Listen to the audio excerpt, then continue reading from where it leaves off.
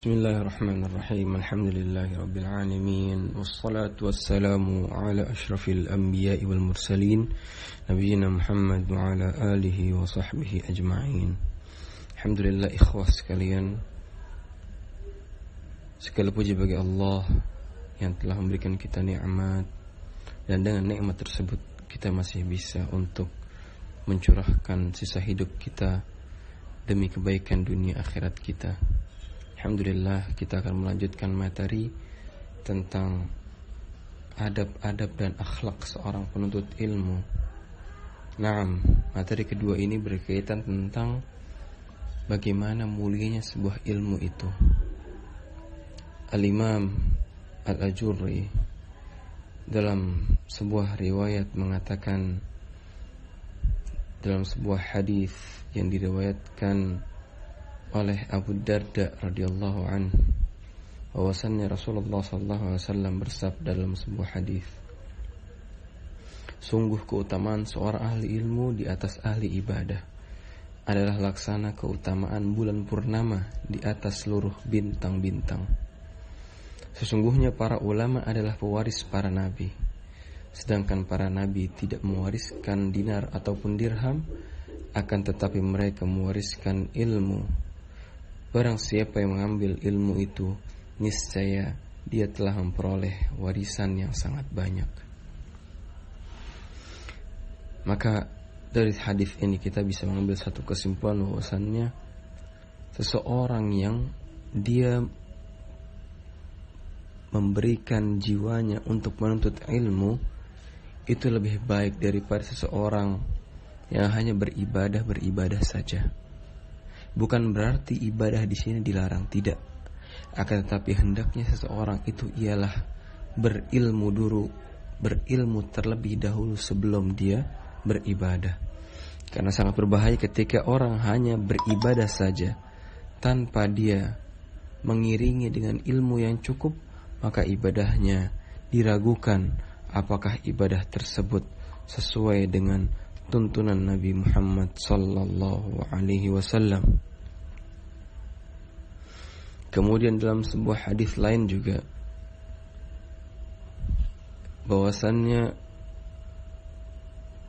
ada seseorang yang pernah datang ke Rasulullah sallallahu alaihi wasallam, dan dia berkata, "Wahai Rasulullah, aku datang kepadamu untuk menuntut ilmu." Beliau pun menjawab, "Selamat datang wahai penuntut ilmu. Sesungguhnya penuntut ilmu diliputi oleh para malaikat, dan mereka menaunginya dengan sayap-sayap mereka. Kemudian sebagian mereka menaiki sebagian yang lain sampai ke langit dunia, karena kecintaan mereka terhadap apa yang mereka lakukan." Dalam hadis ini dijelaskan bahwasannya Rasulullah SAW sangat mencintai orang-orang yang menuntut ilmu. Karena apa? Karena Rasul mengetahui bahwasannya inilah pewarisnya beliau. Inilah pewaris yang akan menyampaikan apa yang telah beliau sampaikan ketika itu. Maka Rasul mengatakan, "Selamat datang wahai penuntut ilmu. Selamat datang wahai penuntut ilmu. Selamat datang wahai orang-orang yang akan menyampaikan risalahku." Dan kita ketahui bersama bahwasannya Allah Subhanahu wa taala juga berfirman dalam ayatnya, "A'udzu billahi minasyaitonir rajim.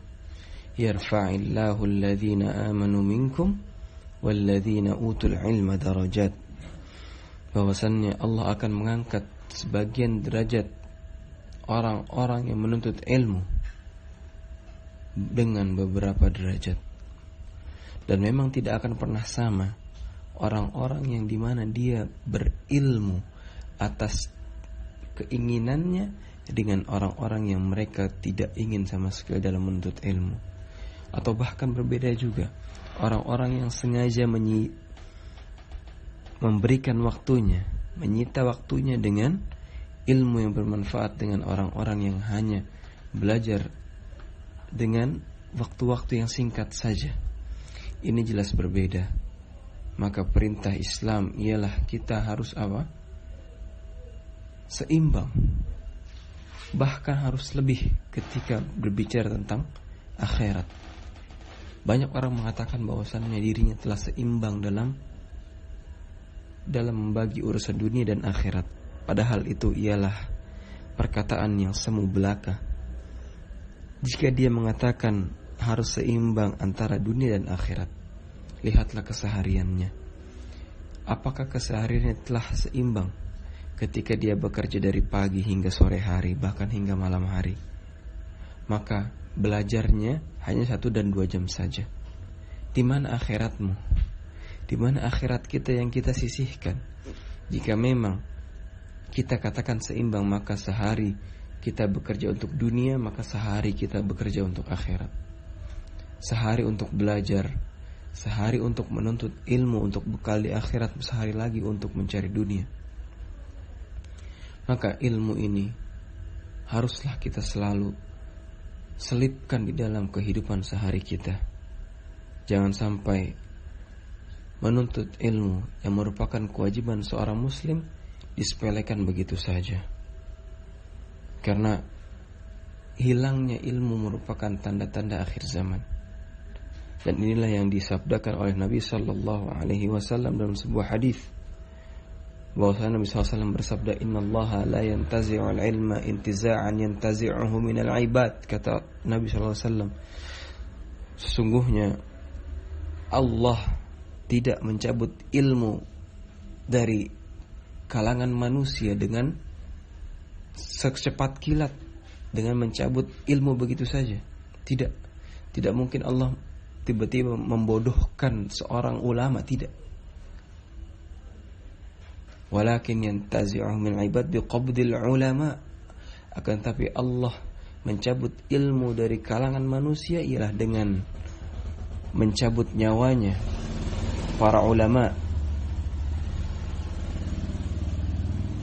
Dan ketika para ulama telah meninggal, maka disitulah terjadi chaos.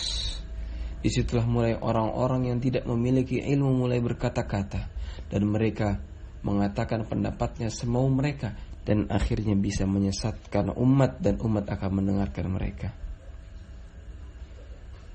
Maka kita sebagai umat, sebagai orang awam, belajarlah agar bisa membedakan di mana seorang ulama yang benar-benar ulama mengatakan sesuatu pada tempatnya dan mengatakan sesuatu dengan dalil yang sesuai dengan Quran dan Sunnah dan dengan pemahaman yang benar.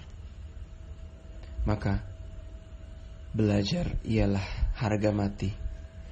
Tidak ada alasan bagi seorang muslim terkhusus untuk tidak menuntut ilmu. Wallahu ta'ala a'lam, wa sallallahu ala nabiyyina Muhammad wa ala alihi wa sahbihi ajma'in. Alhamdulillah.